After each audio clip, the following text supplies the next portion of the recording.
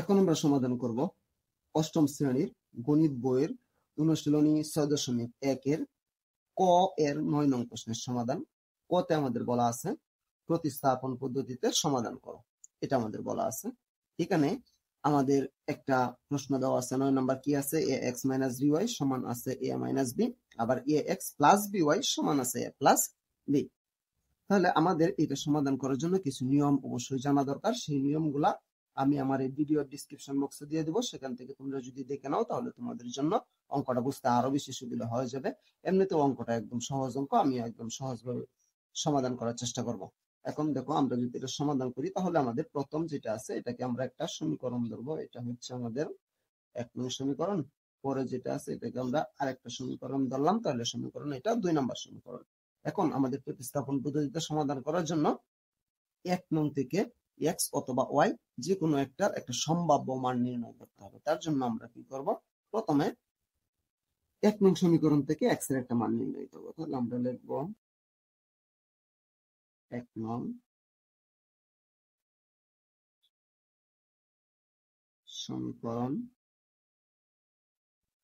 থেকে পাই 1 নংটা আমাদের কি আছে, যা আছে তা লিখব ax - by সমান a - b, বা আমরা a এই পাশে একটা আছে, এই পাশে x এর সাথে একটা a আছে, তাহলে a দুইটা আমরা একসাথে করব। ax এটা সমানের ডান পাশে মাইনাসের আছে, এই পাশে আনলে কি হবে, এর ডান পাশে প্লাসের আছে, এই পাশে আনলে মাইনাসের হয়ে যাবে, তাহলে মাইনাসের a সমান এইটা আমরা সমানের বাম পাশ থেকে ডান পাশে নিয়ে যাবো। এইটা এই পাশে কিসের আছে, মাইনাসের আছে, মাইনাস বি ওই পাশে নিলে কি হবে, প্লাসের B plus B A minus B যা আছে তাই। বা এখন আমরা প্রথম দুটা থেকে x আমরা কমন নিব, আমরা a কমন নিলাম, এখান থেকে চলে গেলে থাকতেছে শুধু x। এই a দ্বারা এই a কে আমরা ভাগ করব, কারণ আমরা যে সংখ্যা কমন নিব এইটা দ্বারা যে সংখ্যা থেকে কমন নিব ওই সংখ্যাকে ভাগ করতে হয়। তাহলে a দ্বারা একে ভাগ করলে কত হয়, 1 বার, তাহলে মাইনাসের 1। আর এই দুইটা যা আছে তাই, by - b এটা যা আছে আমাদের তাই থাকলো। এখন আমরা এখানে বা এই এটা x - 1 এর সাথে গুণ আকারে আছে, এই পাশে নিলে কি আকারে হবে, ভাগ আকারে। তাহলে আমরা লিখবো x - 1 equal by - b divided by a, বা এখন এই 1 তো আমাদের দরকার নাই, আমাদের শুধু x দরকার, তাহলে শুধু x আমরা রাখবো। এই 1 এই পাশে মাইনাসের আছে, ওই পাশে গেলে কি হবে, প্লাসের, সমান a নিচে যা আছে তাই by - b যা আছে তাই, এই 1টা শুধু আমরা প্লাসের 1 দিয়ে দিলাম। দেওয়ার পরবর্তীতে আমরা এখানে কি করতে পারি, বা x আছে সমান এই a এবং এই 1 এর নিচে মনে মনে আরেকটা 1 আছে, তাহলে আমরা এই দুইটার লসাগু নিব। a এবং 1 এর লসাগু কি হয়, a হয়, এবং এই a দ্বারা হর দ্বারা লসাগুকে ভাগ করতে হয়। হর a দ্বারা লসাগু একে ভাগ করলে একবার, একের সাথে উপরে দুইটা গুণ দিলে এই দুইটা যা আছে তাই, by - b এই প্লাস এটার হর কত নিচে মনে মনে 1, 1 দ্বারা একে ভাগ করলে যা আছে তাই, এর সাথে উপরের 1 গুণ দিলে কি হবে, a হবে। তাহলে এইটা আমরা কি পেলাম, এটা পেলাম আমরা x এর একটা সম্ভাব্য মান। তাহলে এটাকে আমরা ধরলাম 3 নং সমীকরণ, এটা আমরা 3 নং সমীকরণ ধরলাম। এখন x এর এই মানটা আমরা কোন জায়গা থেকে পেয়েছি, 1 নং সমীকরণ থেকে পেয়েছি। এখন এটা আমরা 2 নং সমীকরণে বসায় y এর মানটা নেব। সুতরাং আমরা x এর মান 2 নংয়ে বসিয়ে পাই। x এর মান কয় নং বসাইছি, আমরা 2 নং এ বসায় পাইছি। আচ্ছা, এখন আমরা 2 নংটা যদি এই পাশে সমাধান করি, তাহলে 2 নংটা আমাদের কি আছে, 2 নংটা আছে আমাদের ax + by সমান আছে কত, a + b, এটাই তো আছে। এখন আমরা a থাকবে, x এর পরিবর্তে আমরা x এর মানটা বসাবো। x এর মান কত পাইছি আমরা পাইছি by - b + a divided by a, তাহলে আমরা x এর পরিবর্তে এই মানটা বসাবো। বা a আমাদের a আছে, x এর সাথে এটা গুণ আকারে আছে, তাহলে আমরা দিব by - b + a divided by a, এই দুইটা যা, এই তিনটা যা আছে তাই, প্লাস by সমান a + b, এটি যা আছে তাই থাকবে। এখন আমরা কি করব, বা এই এ এবং এই সবটা একসাথে কি আকারে আছে, গুণ আকারে আছে। তাহলে এই এ উপরে আছে, এই এ নিচে আছে, তাহলে উপরের এ এবং নিচের এ আমরা কাইটে দিলাম। তাহলে থাকতেছে কি আমাদের by মাইনাস বি প্লাসের এ প্লাস dy সমান এ প্লাস বি, এটা আমাদের থাকতেছে।